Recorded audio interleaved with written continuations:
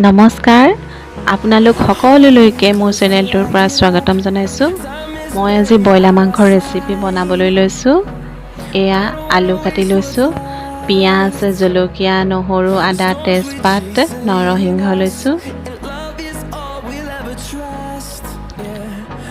কেৰাহীত অকণমান তেল দি দিছোঁ, তেজপাত দি দিছোঁ, পিঁয়াজ, নহৰু, আদা, জলকীয়া দি দিছোঁ।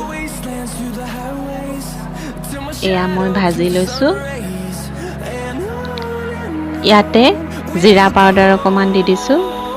এতিয়া মই মাংসখিনি ঢালি দিছোঁ। মাংসখিনি ভাজি লৈছোঁ। সোৱাদ অনুসৰি নিমখ আৰু হালধি দি দিম।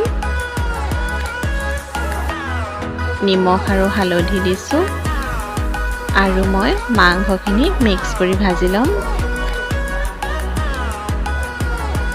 এয়া ভাজি লৈছোঁ।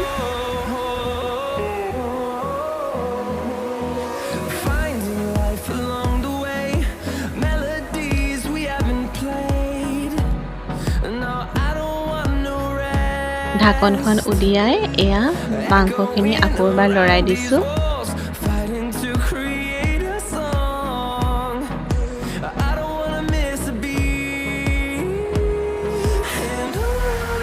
এতিয়া মাংসৰ তেল ওলাইছে আৰু বেছিকৈ নাভাজো। বেছিকৈ ভাজিলে মাংসৰ গলি যাব। ইয়াতে অলপ ৰেড চিলি দি দিছোঁ।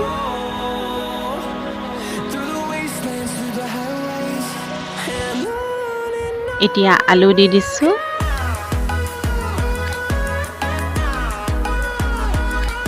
আলু আৰু মাংস মই ভাজি লৈছোঁ।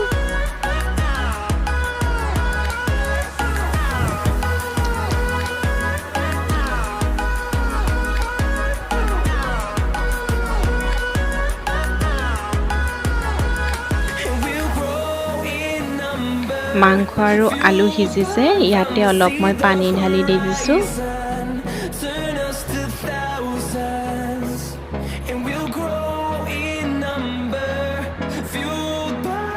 এয়া মাংসৰ ভাজিৰ উতল আহিছে।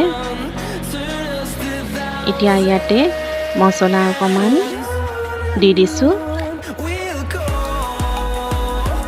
আৰু নৰসিংহ পাত কেইখিলামান দি দিছোঁ।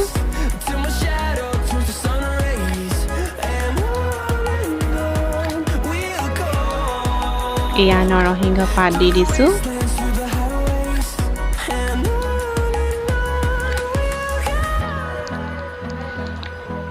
এয়া ব্ৰইলাৰ মাংসৰ ৰেচিপি হৈ গৈছে। যদি মোৰ ভিডিঅ'টি চাই আপোনালোকে ভাল পাইছে তেনেহ'লে আপোনালোকে ছাবস্ক্ৰাইব কৰিব, কমেণ্ট কৰিব, লাইক কৰিব। আজিলৈ আহোঁ, ধন্যবাদ।